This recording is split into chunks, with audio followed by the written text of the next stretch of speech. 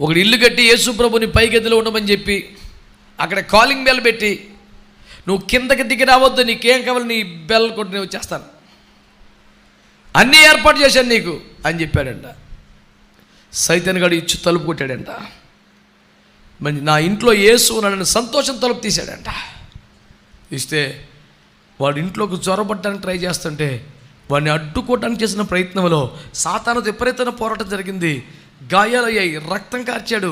చివరికి యేసునామో యేసు రక్తం నాన్న తిప్పలు పడానికి గెంటేసి తలిపేసి రక్తాలతో గాయాలతో మేడ మీదకి వచ్చాడండి యేసు ప్రభు దగ్గరికి. నిన్న ఇంట్లో పెట్టుకున్నాను, నీకు ఏ లోటు రాకుండా చూసుకుంటున్నాను, సైతాన్ వచ్చినాను, ఇంత దెబ్బలాడతాను, నువ్వు కనీసం కదలలేదు, నాకు సాయం చేయలేదు, ఇది న్యాయమైన నీకంటే నువ్వే కదరా రావద్దన్నావు కిందకే.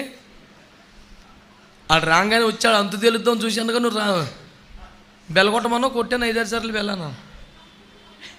ఆడితో తగులో బెల్లని పర్లేదు వీడికి.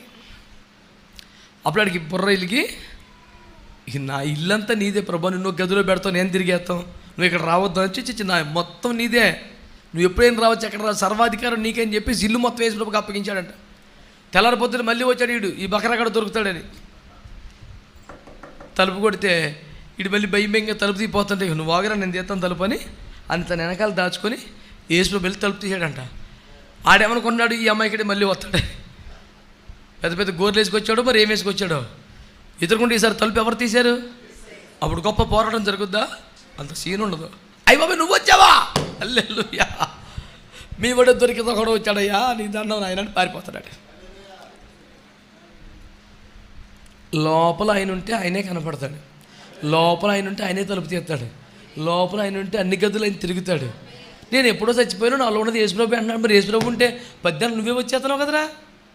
నీలో ఉన్నది ఇక్కడిస్తే అయితే ఒక శోధన వస్తే, ఒక ఆశ కలిగితే, ఒక రెచ్చగొట్టే సందేశం వస్తే, ఒక దూషణ పలికితే నీవు స్పందించాలా, క్రీస్తు స్పందించాలా? నా కోపంతో బట్టి నా సంగతి నీకు తెలియదు అంటే ఏంటి? ఇంకొకడు ఉన్నాడు లోపల తీసుకొస్తాను బయటికి.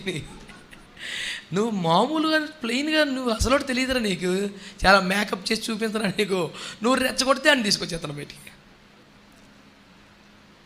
చాలామంది అంటారు అంబాబు ఆయన కోపం వస్తే మంచి కదండి అంటే, వాడు రాక్షసుడు ఉన్నాడు లోపల. ఒకడు చేతని అడుగుతున్నాను, నీలో సిలువ అనుభవం నీకుంటే పునరుద్ధరణలోకి వస్తే నీలో ఎవరున్నారు? ఉన్నాడా?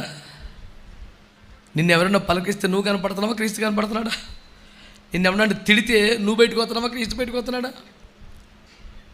ఒక పాపిని ఎదురుకొస్తే నువ్వా, క్రీస్తా?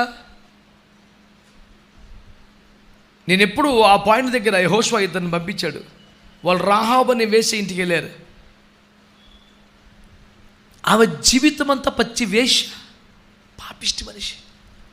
తన ఇంటికి పురుషులు వస్తే వ్యభిచారం నిమిత్తం వస్తారు. ఇద్దరు బలవంతులు సైనికులు ఆజానుబాకులు బల్లార్జులు వస్తే వాళ్ళు లూటీ చేసేసి నాశనం చేసేసి వాళ్ళని అపవిత్రపరిచేసి మొత్తం సొమ్ము దోచుకొని పంపించేసే పాపిష్టి మనిషి. కానీ వాళ్ళిద్దరి మీద ఎంత అభిషేకం ఉందో మరి దేవునికి స్తోత్రం. వాళ్ళిద్దరు రంగానే మొగాలేసేసింది. నేను ఆ పాయింట్ పట్టుకొని ప్రార్థన చేసుకున్నాను ఇప్పుడు, ప్రభువా ఇలాంటి సైతాను ముఖం దగ్గర ఎదురు పడితే కూడా నీవు మాకు ఇచ్చిన అభిషేకాన్ని చూడగా మోకాల మీదకి వచ్చేయాలి. ఏ మొగోడిని చూసినా అట్ట ప్రవర్తించఉండదు ఆ మనిషి. వీళ్ళిద్దరు చెప్పటి మోకాలేసి, అయ్యా ఈ పట్టణాన్ని దేవుడు మీ చేతికి ఇచ్చేస్తాడంట, అయ్యా మాకు తెలిసిపోయింది, నీ దండం మెడమలు రక్షించి బాబయ్యా. ఆ బతుకులలో ప్రార్థన చేసి ఉండదు ఎప్పుడన్నా?